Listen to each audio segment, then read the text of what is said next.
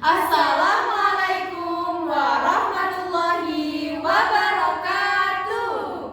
Halo warga-warga Semanesa, selamat datang di podcast pertama kami. Nah, pada podcast hari ini saya sebagai host ditemani oleh 3 narasumber terbaik saya. Yang pertama nih, ada Kak Rahel. Halo, nama saya Rahel Azaria Veronica, nomor absen 24. Kemudian ada Kak Nafila. Halo teman-teman, perkenalkan nama saya Nafila Fitrian, absen 22. Dan yang terakhir ada Kak Alin. Halo teman-teman, nama saya Forslia Alina Da Vinci, saya nomor absen 11. Nah, kemudian nama saya adalah Mazidatus Sabrina Salsabila yang akan menemani kalian selama kurang lebih 10 menit ke depan. Nah, jadi teman-teman, pada podcast pertama kami ini kami akan membahas tentang kabinet natsir. Nah, saya itu kakak-kakak cantik udah kayak pernah denger gitu loh sama yang namanya Bapak Natsir ini. Kalau nggak salah itu di bab ketika bangsa Indonesia mau beralih dari RIS ke NKRI. Nah, di situ kan ada tuh namanya mosi integral natsir kalau nggak salah. Nah, bener banget Kak, kita kan udah gak asing nih sama yang namanya Bapak Muhammad Natsir. Jadi, pada masa itu, Bapak Muhammad Natsir ini adalah anggota KMIP. Semenjak dia mencetuskan mosi integral natsir, oleh Pak Insinyur Soekarno itu langsung diangkat menjadi Perdana Menteri sekaligus sebagai pencetus kabinet natsir, yang dimana kabinet natsir itu adalah kabinet pertama di Indonesia. Nah, kan pasti ada hubungannya, soalnya itu namanya mirip gitu loh. Jadi bener kan, kalau Bapak Natsir ini itu juga yang menyetuskan mosi integral natsir dan juga yang menjadi Perdana Menteri ya tadi? Iya, diangkat menjadi Perdana Menteri. Oh iya, jadi dia juga yang Perdana Menteri pada kabinet natsir ini. Wah, unik ya, jadi saya ingin cari tahu lebih lanjut nih. Terus ini kan tadi kakak menyebutkan kabinet pertama ya? Benar banget. Oh, jadinya kabinet natsir ini tuh kabinet pertama di bangsa Indonesia setelah berubah menjadi NKRI itu nggak sih Kak? Ya. Nah, yang namanya kabinet pertama itu tuh pasti nggak mulus perjalanannya, pasti ada sekali kayak konflik, masalah-masalah, bener nggak tuh Kak? Nah, iya Kak, benar sekali. Karena pada saat itu kegagalan itu terjadinya tuh banyak sekali Kak pada saat itu. Walah, jadi ini tuh yang gagal itu program kerjanya gitu Kak? Iya. Oh, jadi sudah ada program kerja yang sudah banyak program kerja yang gagal. Waduh, emang program kerjanya kabinet natsir ini apa aja sih kakak-kakak? Jadi program kerja dari kabinet natsir ini itu salah satunya seperti menggiatkan usaha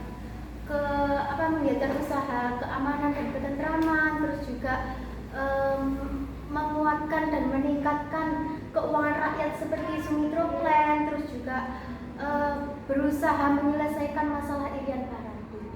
Oh alah, tapi kalau dilihat itu Kak ya, program kerjanya itu sudah bagus nggak sih? Dia itu kan sebagai kabinet pertama. Nah, dia itu sudah kayak berusaha menyelesaikan masalah-masalah yang ada, seperti tadi itu mau menjaga ketentraman. Ya, masalah juga. Oh iya, terus juga Sumitroplen itu tadi. Wah, terus ini letak gagalnya itu gimana ya Kak ya? Kalau boleh tahu nih. Kegagalannya itu di perjuangan diplomasi mengenai masalah Irian Barat. Terus juga pada saat itu juga mengalami kebuntuan. Terus Sumitroplen juga tidak berjalan lancar Kak, karena mengalami penyalahgunaan dana gitu, kayak penggelapan dana gitu pada saat itu. Terus juga pada saat itu keamanan dalam negara juga seperti pemberontakan itu masih sering terjadi.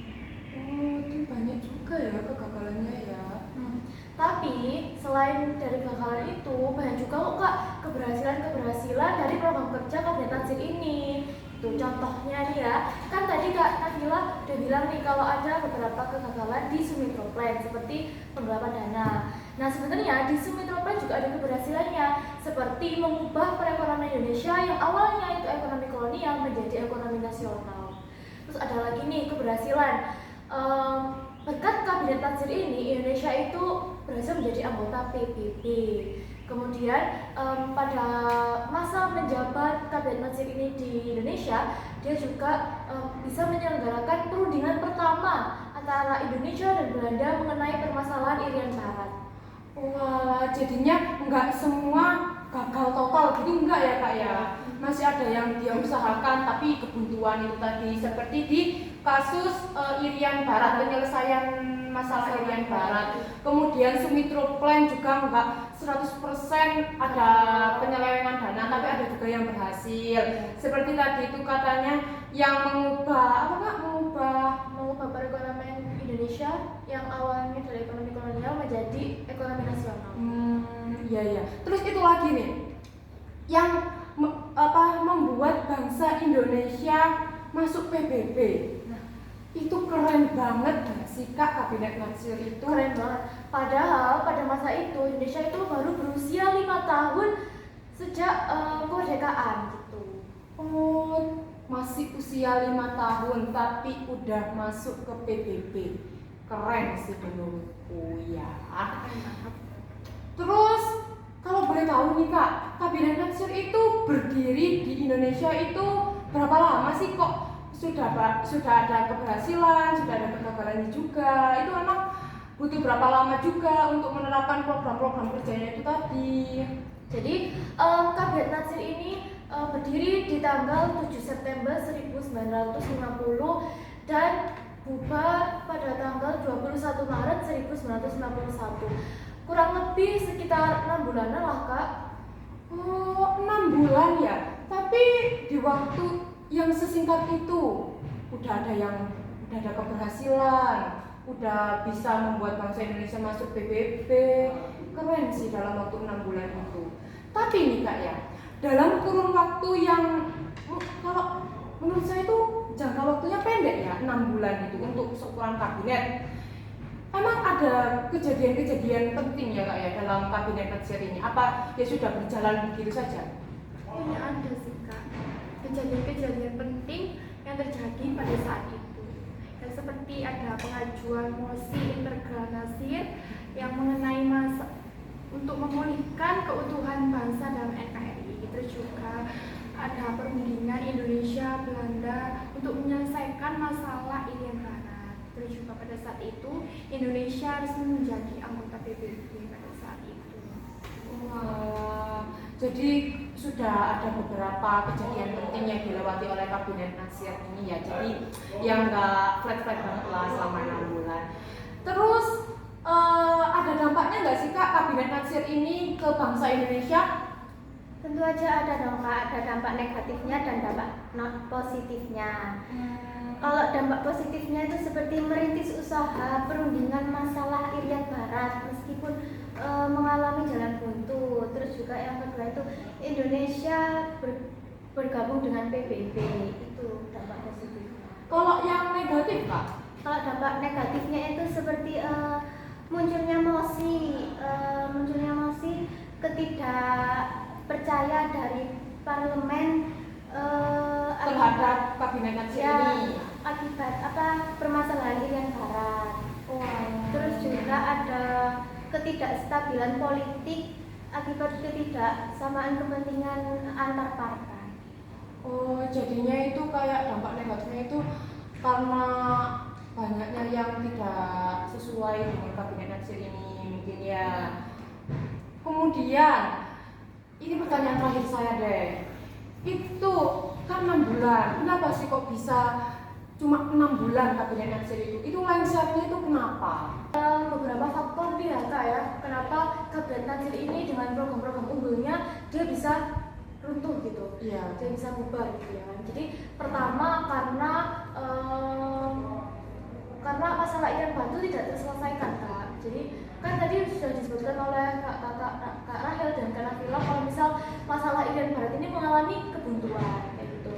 Terus mulai banyak pemberontakan dan gerakan-gerakan yang terjadi di masyarakat, seperti contohnya pergerakan Darul Islam, kemudian pergerakan Republik Maluku Selatan kayak gitu.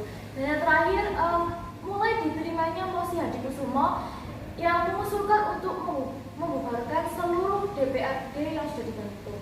Jadi pada tanggal 21 Maret 1991 kabinet nadsir ini harus runtuh setelah menyerahkan mandatnya kepada Presiden Insinyur Soekarno. Wah, jadi ini tuh runtuhnya itu karena mosi Hadikusumo ya.